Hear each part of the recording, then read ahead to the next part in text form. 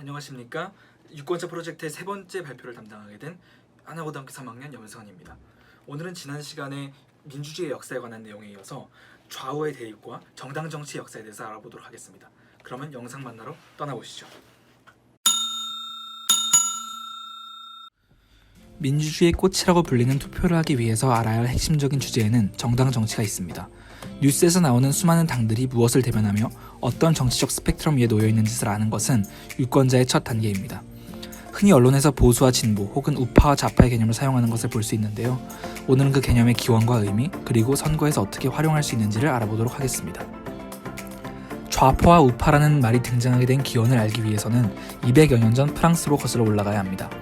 귀족과 성직자가 무의 도식하는 구체제의 모순에서 벗어나고자 프랑스의 평민들은 프랑스 혁명을 일으키고 귀족과 성직자가 주도하는 산부회가 아닌 국민의회를 열게 됩니다. 이때 평민들과 이들을 지지하는 일부 귀족들로 구성되었던 국민의회에서는 세 분파가 생깁니다. 첫 번째는 왕정을 타도하고 정부를 통째로 바꾸기를 원했던 급진파, 둘째는 급진파에 비해서는 온건한 개혁을 주장했던 중도파, 그리고 마지막으로 제한된 왕권을 바탕으로 상대적으로 적은 개혁을 주장했던 온건파가 있었습니다. 여기서 급진파가 의장석에서 봤을 때 왼쪽, 온건파가 오른쪽에 앉았다 하여 급진적인 정치 세력을 좌파, 보수적인 정치 세력을 우파라고 부르게 된 것입니다. 이런 맥락 속에서 보수와 진보가 원론적으로 무엇을 의미하는지 알 수 있는데요. 보수는 현재 체제의 틀을 유지하고자 하는 세력인 반면 진보 세력은 현재 시스템의 변화를 꾀한다는 점에 있습니다. 그렇다면 현대 정치 속에서 보수와 진보가 가지는 의미는 역사적으로 언제부터 발전했을까요? 여러 가지 의견이 있지만 보통 19세기 초반 사회주의의 등장으로 보고 있습니다.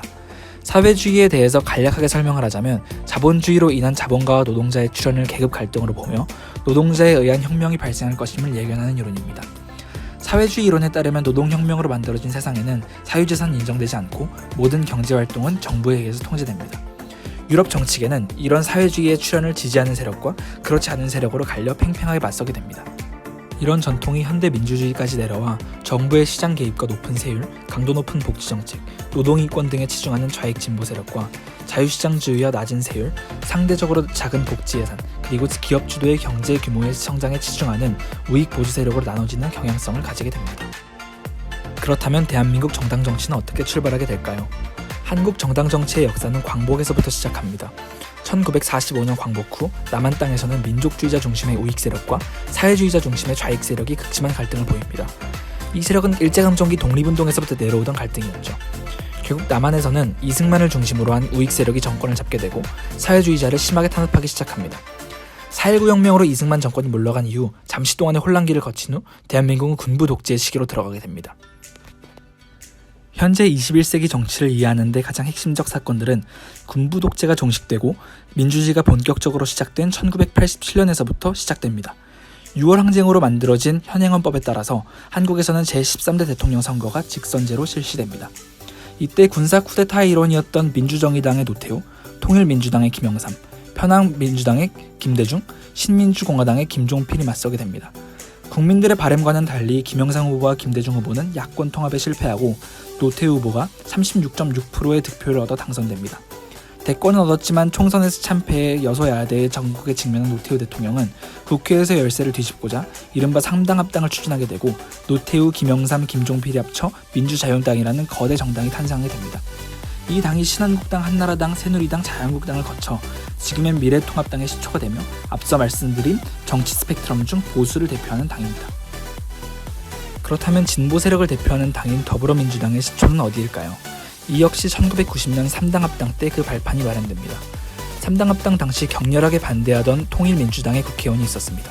그는 바로 노무현 의원이었는데요. 그는 결국 통일민주당을 나와 이른바 꼬마민주당을 창당합니다. 이 꼬마민주당이 앞서 말씀드린 김대중의 평화민주당과 합당하여 만들어진 당이 민주당이며 현대 더불어민주당의 시초가 됩니다. 이번엔 세계 속의 사례를 한번 살펴볼까요? 우리나라의 경우 앞서 말씀드린 정당 외에도 국민들을 대변하는 정당들이 여럿 있지만 철저한 양당제인 나라도 있습니다. 대표적으로 미국이 있는데요. 현대적 민주주의로는 가장 오래된 나라 중 하나인 미국은 양당제의 전통을 아주 오랫동안 유지하고 있습니다. 보수적인 정당인 공화당과 진보적인 정당인 민주당이 서로 팽팽하게 맞서고 있으며 오바마 전 대통령은 민주당, 트럼프 현 대통령은 공화당 출신입니다. 이로써 한국사와 세계사 속 좌우 정당 정치에 대해서 알아봤는데요. 현대 정치에서는 완벽한 보수도 완벽한 진보도 존재하지 않습니다. 긴 정치적 스펙트럼 속에서 보수의 면모와 진보의 면모를 조금씩 가지고 있는 정당들이 대부분이죠. 그래서 정당 정치는 상대적이고 선형적이라고 이야기하기도 합니다. 뉴스를 켜면 매일 싸우고 서로를 종북 좌빨이나 수구 꼴통으로 지칭하는 두 세력의 갈등이 이해할 수 없을 때도 있지만, 토론과 대화 그리고 때로는 격렬한 언쟁의 역사를 알고 보면 이 역시 민주주의의 너무나 중요한 일부분임을 알 수 있습니다.